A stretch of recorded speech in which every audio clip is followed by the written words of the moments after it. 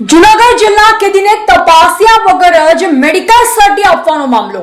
કેશોદના ડોક્ટરનું certificate વિવાદમાં જાણો સમગ્ર મામલો.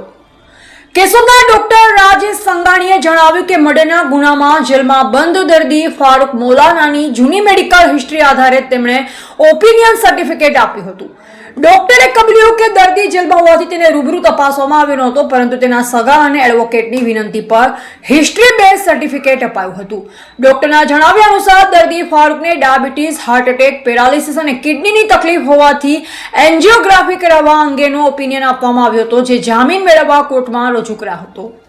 કોર્ટને સર્ટિફિકેટમાં કોઈ બદઇરાદો કે ક્ષતિ જણાતા ડોક્ટરને સમન્સ પાઠવવામાં આવ્યું, જે જવાબમાં ડોક્ટરે પોતાની રજૂઆત કોર્ટ સમક્ષ કરી છે. ડોક્ટરે સ્પષ્ટતા કરી કે કોર્ટમાં જામીન અરજી મુકાય તે પહેલા તેમણે વેરાવળ પોલીસ સ્ટેશનમાં ઈમેલ દ્વારા લેખિત જાણ કરી દીધી હતી.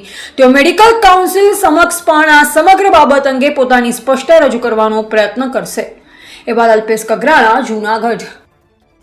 ડોક્ટર રાજેશ સંઘાણી, કેશોદ. હવે છેલ્લા 8-10 વર્ષથી જે મારા પેશન્ટ છે ફારૂક મોલાના, અને એ કઈ ગુનાસર, મર્ડરના ગુનાસર જેલમાં છે, એ મને ઓલરેડી આઈડિયા છે જ કે એ જેલમાં હતા.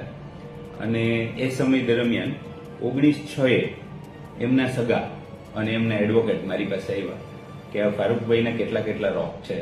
એટલે ફારૂકભાઈને ડાયાબિટીસ છે, હાર્ટ એટેક આવેલો છે, પેરાલિસિસનો એટેક આવેલો છે, કિડની નબળી છે, બીપીની તકલીફ છે. આ બધી તકલીફો છે ને આટલા બધા વર્ષોથી એની રેગ્યુલર ફાઇલ એની છેલ્લા 8-10 વર્ષથી મારી પાસે ચાલુ છે. તો કે સાહેબ તમે એ બધા દર્દ છે એ કાગળ ઉપર લખી દો ને કે આટલા દર્દ છે. એટલે મેં એમને હિસ્ટ્રી બેઝ લખી દીધું, ફારૂકભાઈને આટલી તકલીફ છે. અને એ સર્ટિફિકેટ કે હવે કે એમને છાતીમાં દુખતું હોય તો શું કરી શકે, તો આપણે એનો ઓપિનિયન લઈને એન્જિયોગ્રાફી કરવી જોઈએ. અગાઉથી પહેલેથી એન્જિયોગ્રાફી કરેલી છે, એટલે ફરીથી જો ચેસ્ટ પેઇન થતું હોય તો ફરીથી એન્જિયોગ્રાફી કરવી જોઈએ. એટલે અમારું એક ઓપિનિયન મેં સર્ટિફિકેટ આપેલું હતું, જે લોકોએ કોર્ટમાં જામીન માટે રજૂ કર્યું.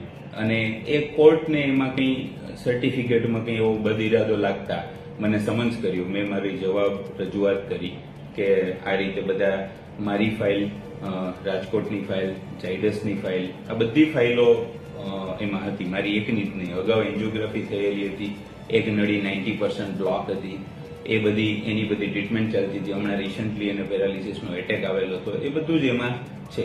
એટલે કોઈ દર્દીને તપાસવાનો તો સવાલ જ નથી, કારણ કે દર્દી તો જેલમાં જ હતું. પણ આ એક ઓપિનિયન કે આટલા દર્દીને કે મારી પાસે આવ્યા કે કેટલા રોગ છે, એ રોગની મેં એને યાદીનું એક સર્ટિફિકેટ આપ્યું છે.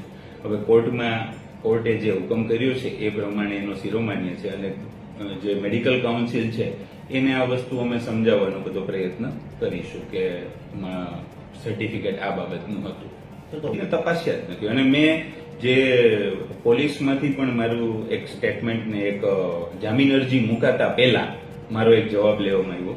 એમાંય મેં પોલીસને જામીન અરજી મુકાઈ એ પહેલા પોલીસને મેં લેખિતમાં મેલ દ્વારા જાણ કરેલી છે કે પેશન્ટ જોયું નથી, પેશન્ટના સગા અને એના વકીલ અહીંયા આવ્યા હતા, અને એ સર્ટિફિકેટ એ વસ્તુ મેં પોલીસને આપેલી છે. અને એનો મેલ દ્વારા, ઈમેલ દ્વારા વેરાવળ પોલીસ સ્ટેશનમાં મેં જવાબ આપેલો છે.